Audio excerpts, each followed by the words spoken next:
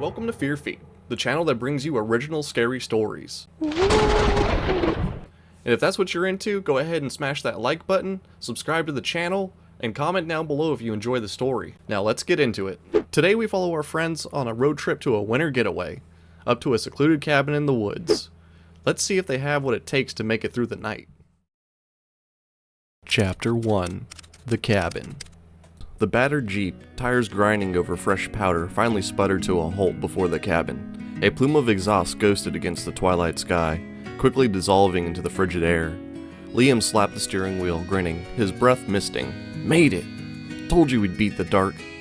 Maya unbuckled her seatbelt, cheeks flushed from the drive. A thrill hummed beneath her excitement. It's even more isolated than the picture showed, she murmured.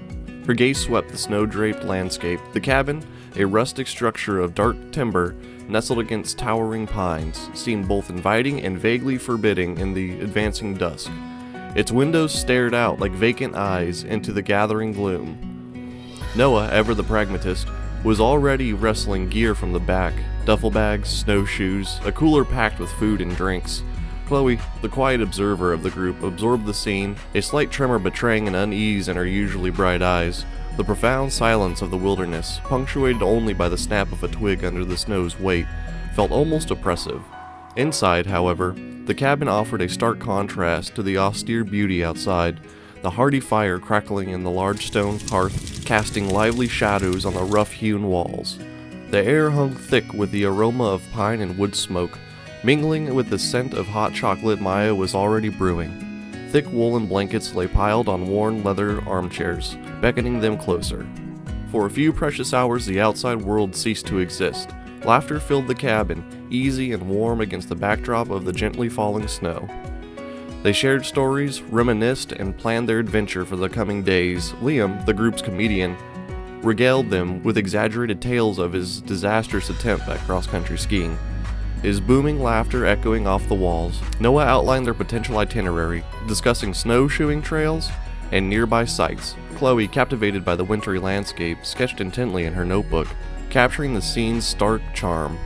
Maya, a calming presence, sipped her cocoa, content in the warmth of the fire and friends.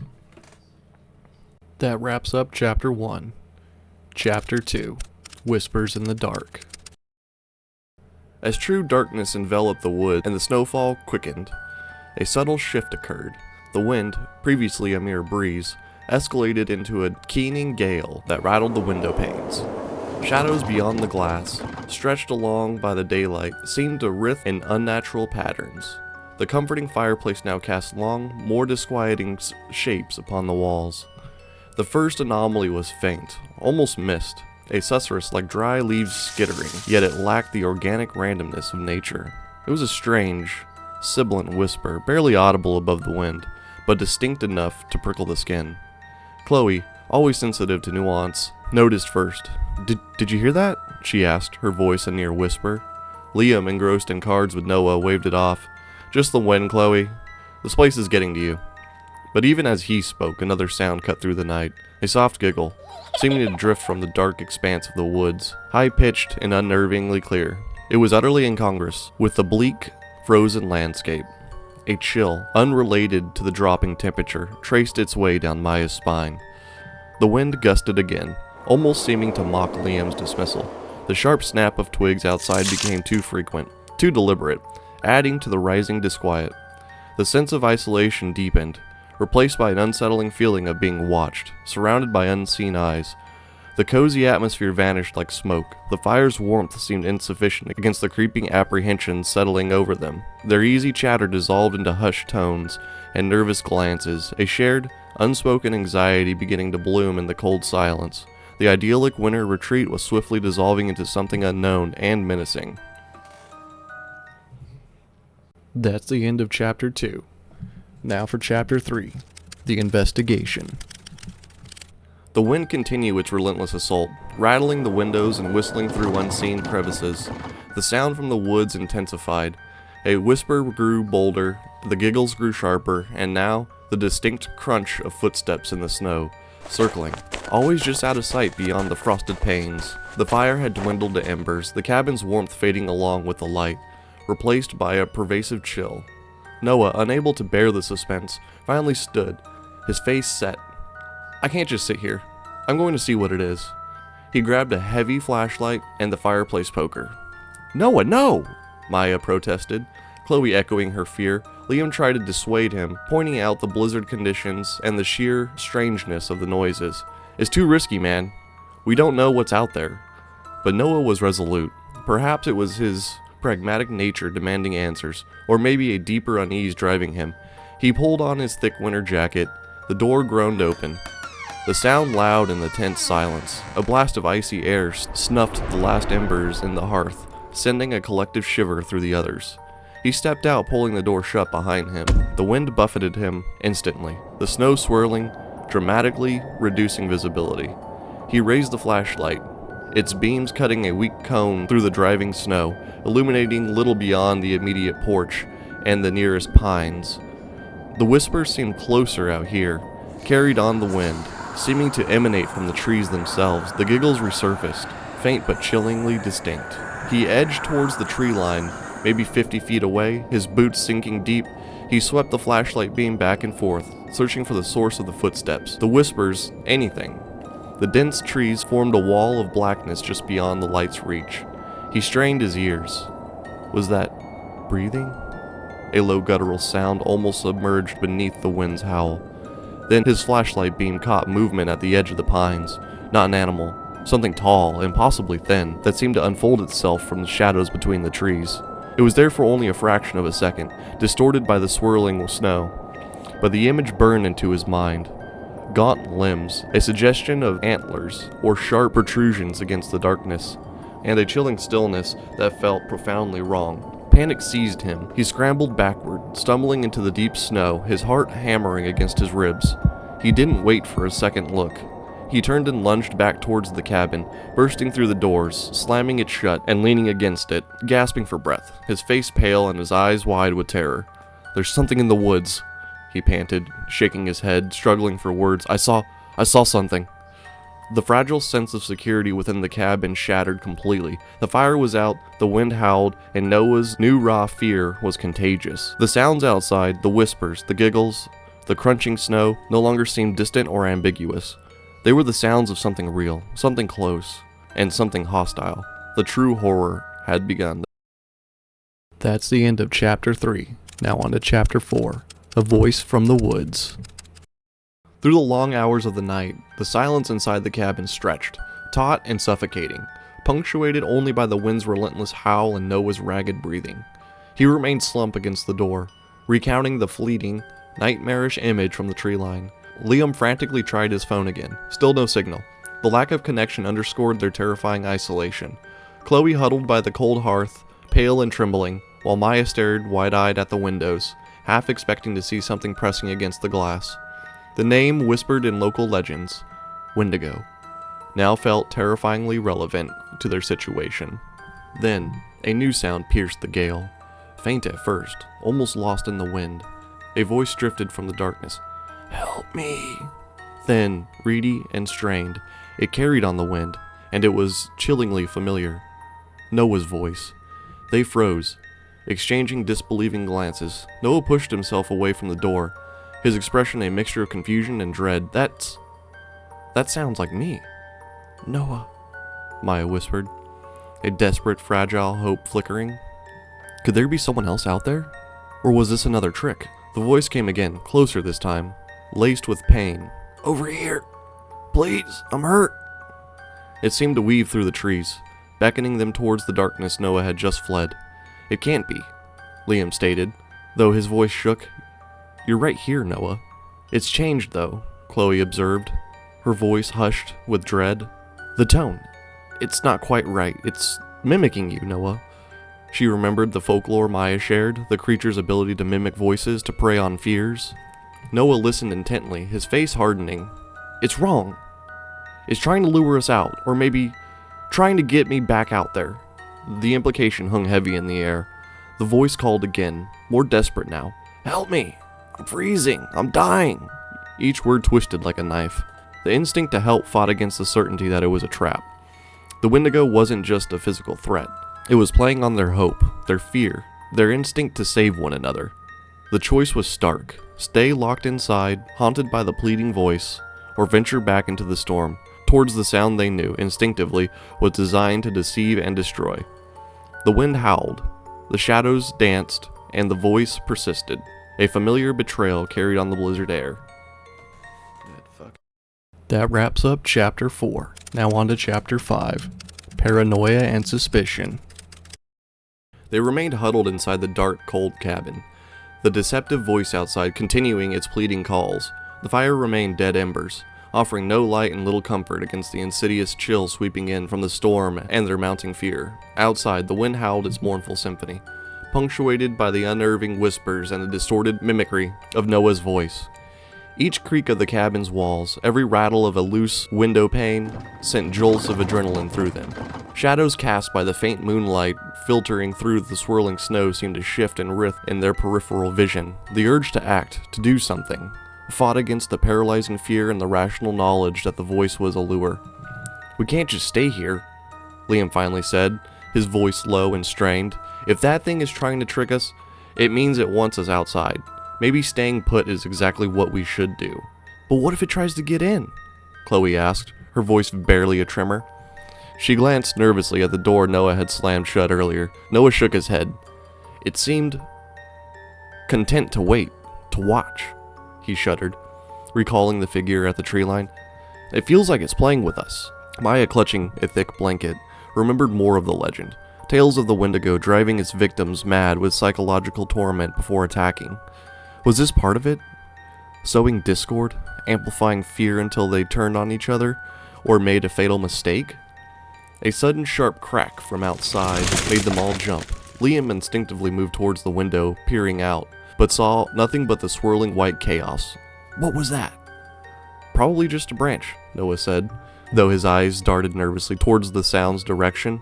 A seed of suspicion, ugly and unwelcome, tried to sprout in Maya's mind. Was Noah, having seen the creature, somehow more affected? Was Liam's restlessness genuine, or a sign of fraying nerves? She pushed the thoughts away. The creature wanted this. Mistrust, paranoia. Their only strength was sticking together. "Liam's right," Maya said, her voice steadier than she felt. "We stay here, we reinforce the door, we board up the windows if we can find anything. We wait for daylight." But even as they agreed, the voice outside shifted, morphing slightly, taking on a desperate edge that sounded more convincingly like Noah in pain. It mingled with the wind, whispering doubts, hinting at betrayal, playing on their deepest anxieties about their friend's safety, even though he was right there with him. The psychological assault was relentless, chipping away at their resolve, making the dark corners of the cabin feel as threatening as the woods outside. The Wendigo wasn't an external threat, it was attempting to become an internal one, feeding on their fear and eroding the trust that held them together.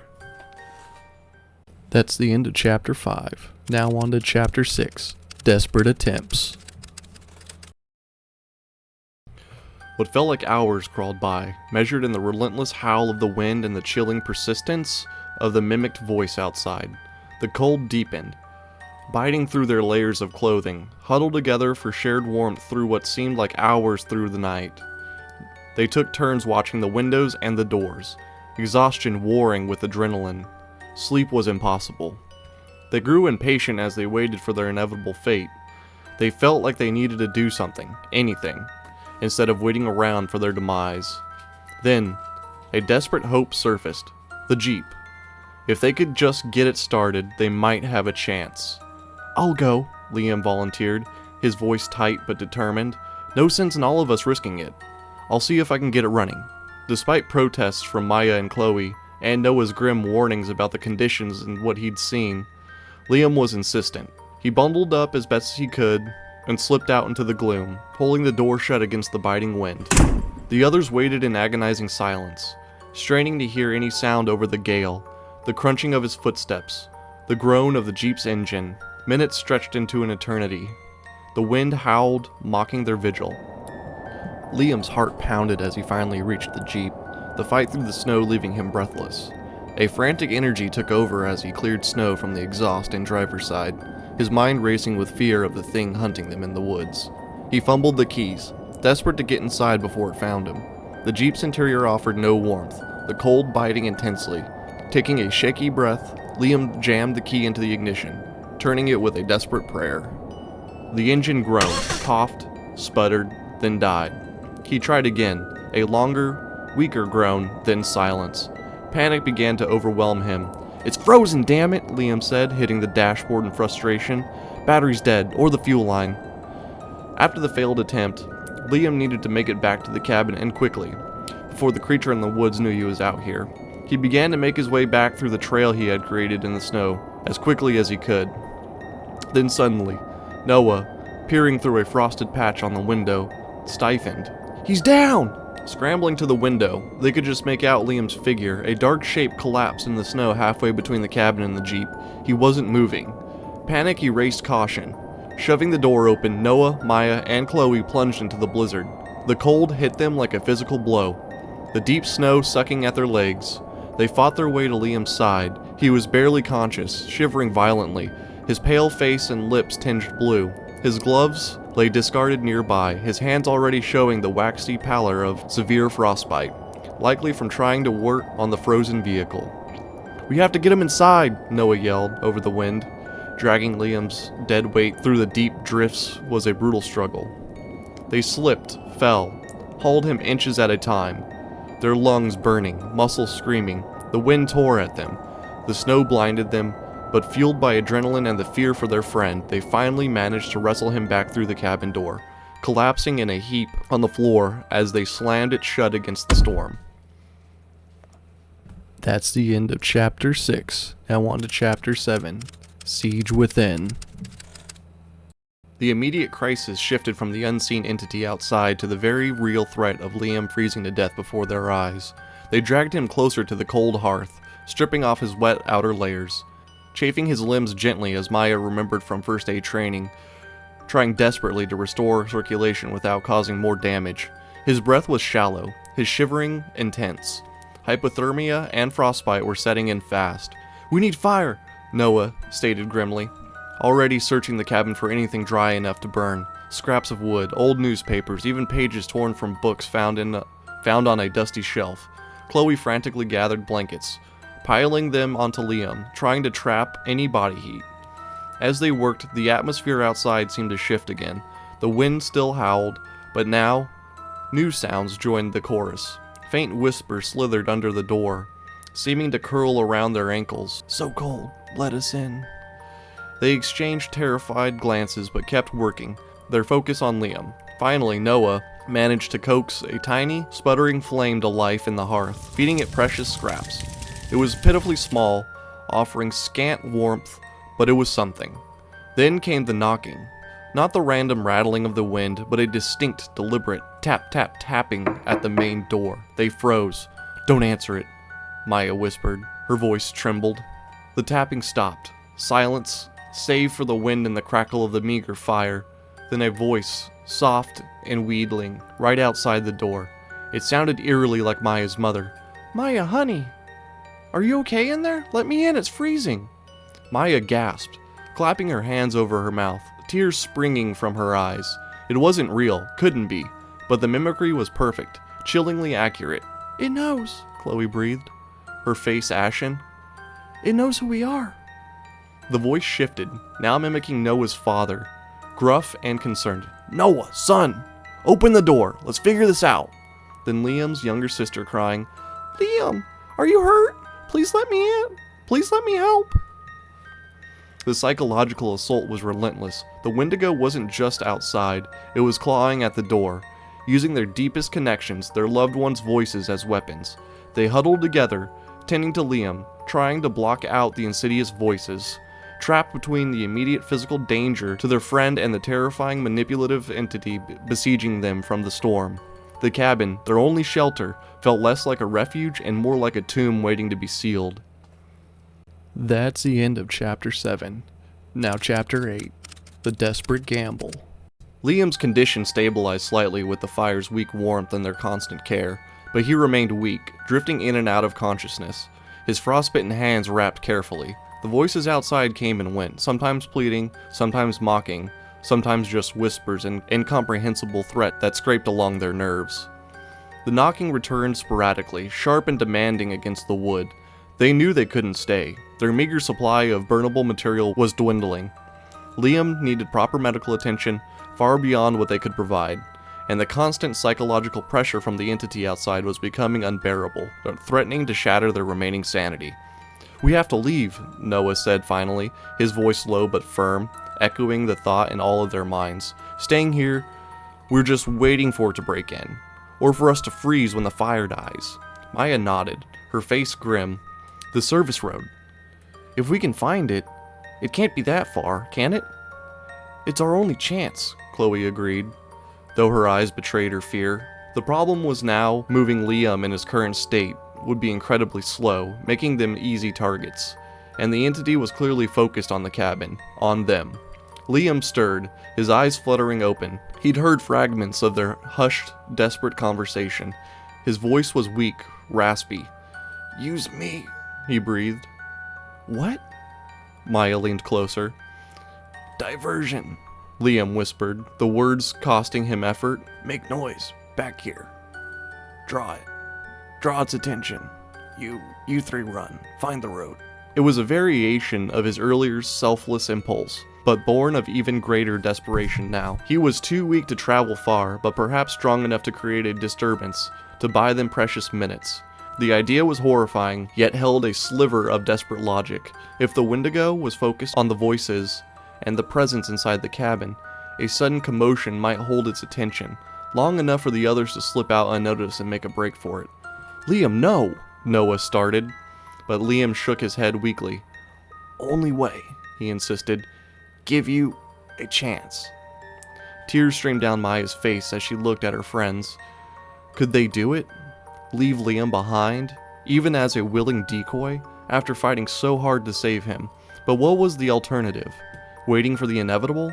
With heavy hearts and trembling hands, they began to prepare, gathering the last of their supplies, layering clothes, steeling themselves. They would take the gamble.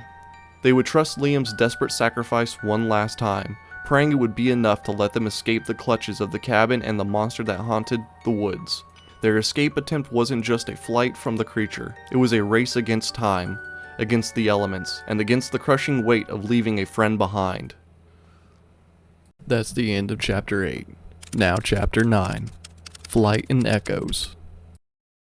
The moment stretched, agonizingly taut. Maya, Noah, and Chloe stood poised by the cabin's back window, ready to break the glass and flee. Liam, propped near the front door, gave them a final, weak nod. His eyes, though pained, held a fierce determination. Taking a deep, shuddering breath, Liam let out a hoarse shout, followed by the sounds of him kicking violently against the inside of the door. "Get away! Leave us alone!" he yelled, his voice cracking but loud enough to hopefully carry over the wind. More banging followed, a desperate, chaotic rhythm. That was their cue. Noah smashed the window pane with a heavy log saved from the fire, the shattering glass barely audible over Liam's continued shout and the howling wind. One by one, they scrambled through the opening, dropping into the deep snowdrift outside. The cold shocked their systems, but adrenaline surged. "Go! Go now!" Noah urged, pulling Maya and Chloe towards the relative cover of the trees, away from the direction of the service road they desperately hoped to find. They didn't look back. They couldn't. Plunging into the forest, they could still hear Liam's shouts, punctuated by frantic banging. Was the creature responding? Was it trying to break down the door? Or was it circling, confused by the noise? They didn't know. The uncertainty was a physical ache, adding to the burning cold in their lungs and the stabbing grief in their hearts. The trek was a nightmare. The snow was deep, sometimes waist-high in drifts, sucking the energy from their already exhausted bodies. The wind tore at them, whipping snow into their faces, obscuring their vision. They stumbled, fell, helped each other up, driven forward by the primal need to survive and the weight of Liam's sacrifice. Every shadow seemed to hold a gaunt shape Noah had described. Every gust of wind carried phantom whispers. The sounds from the cabin faded behind them, replaced by the roar of the storm and the frantic pounding of their own blood in their ears. They pushed onward, fueled by a desperate cocktail of fear, grief, and the faintest glimmer of hope that Liam's final act had bought them the time that they needed. That's the end of Chapter 9. Now Chapter 10.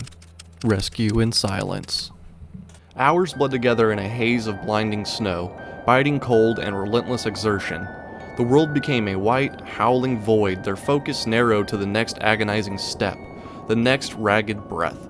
Doubt gnawed at them. Were they going the right direction? Would they simply collapse and freeze before finding help? The memory of Liam, alone in that cabin, was a constant, painful spur. Just as Maya felt her legs give out, just as Noah slumped against a tree, unable to push further, Chloe saw it. Through a momentary lull in the swirling snow, a flicker of unnatural light. Not the distant hope of a cabin, but a rhythmic flash of blue and red against the white landscape. "Look!" she cried, her voice raw. Stumbling towards the flashing lights, they found a snowplow clearing what must have been the service road, its driver accompanied by a state trooper's vehicle, likely checking conditions or responding to a call. The sight of the uniformed trooper, the solid presence of the plow, it broke something inside them. Tears streamed, mixing with the snow on their frozen faces. They collapsed near the road, incoherent with relief, exhaustion, and the sudden, crushing weight of all they had endured. The trooper and driver reacted quickly, wrapping them in emergency blankets, getting them into the heated cab, radioing for assistance. The initial questions were gentle, focused on their immediate condition. But as warmth slowly seeped back into their numb bodies, the questions shifted. Where had they come from? Where was the fourth member of their group, mentioned by the park entry log? They tried to explain. The words tumbled out in a fractured, terrified narrative. The cabin, the storm, the sounds, the creature, Liam. But faced with the calm, rational presence of the trooper, their story sounded wild, unbelievable, even to their own ears. The trooper listened patiently but skeptically, his expression shifting to one of concern for their mental state rather than belief in their tale. By the time the paramedics arrived, a narrative was already forming, one that didn't involve ancient spirits or impossible mimicry. 4 friends caught unprepared in the severe blizzard, tragedy striking one while the others barely survived exposure. It was a logical, understandable story. And as they were transported away from the snow-choked wilderness, Maya, Noah, and Chloe lapsed into a shocked silence, realizing that escaping the woods was only the first step. Escaping the memory and the truth only they knew would be a much longer, lonelier journey. The official silence surrounding the true nature of their ordeal had already begun. That's the end of Chapter 10. Now Chapter 11, Haunted. The physical recovery was slow. Frostbite, exhaustion, exposure. The doctors treated the visible wounds, but the deeper scars, invisible and festering, remained. Back in the ordinary world, the sounds and sights of civilization felt jarring, alien. Crowds induced panic in Chloe. Sudden noises made Noah flinch violently, and Maya retreated into a profound silence. The vibrant energy she once possessed extinguished. Liam's absence was a constant ache, his sacrifice a heavy weight they carried every moment. Sleep offered no refuge. Nightmares plagued them, swirling snow, gaunt figures in the trees, the chilling sound of mimicked voices, and Liam's sacrifice. They shared an unspoken understanding, a bond forged in terror. But it was a bond that isolated them from everyone else who couldn't possibly comprehend what they had endured. Their story, when stammered out to authorities, was met with skepticism, officially ruled a tragic consequence of getting lost in a blizzard, with Liam succumbing to hypothermia. The strange sounds, the figures Noah saw, the voice mimicry, these were gently dismissed as products of stress, exhaustion, perhaps hypothermia-induced delirium. They learned quickly to stop talking about it to outsiders. They attempted therapy, desperate for relief, but recounting the events felt like tearing open wounds, and the clinical explanations of trauma felt inadequate, failing to capture the ancient, malevolent presence they had felt. The chilling laughter sometimes seemed to echo even in the sterile quiet of the therapist's office. That's the end of Chapter 11. Now Chapter 12, Lingering Fear. Months melted into years. Functionality returned, but normalcy remained elusive. Was the creature real? A Wendigo torn from Algonquian legends, as the fragmented folklore suggested? Or was it a manifestation of the wilderness itself? Or worse, a shared delusion born of extreme fear and isolation? The official reports offered mundane explanations, but for Maya, Noah, and Chloe, the experience felt undeniably real, horrifyingly tangible. One evening, Noah was sorting through digital photos from before the trip. He found one Liam had taken near the cabin days earlier. In the background, half hidden between shadowed pines, was a smudge, a distortion, Zooming in, his blood ran cold. It was indistinct, blurred by distance and snowflakes, but the shape was hauntingly familiar. Tall, unnaturally thin, with something branching from its head. It mirrored the figure he'd seen in the tree line. He showed Maya and Chloe. It wasn't proof for anyone else, but for them, it was a chilling confirmation. Their terror hadn't been imagined. This confrontation didn't bring peace, only a different, more profound fear. If it was real, was it still out there? Had others encountered it? The woods, the snow, the whistling wind, these were no longer neutral elements of nature. They were imbued with a latent menace. Their lives were forever altered. They carried the weight of survival, the guilt of living when Liam hadn't, and the constant, low-level hum of anxiety.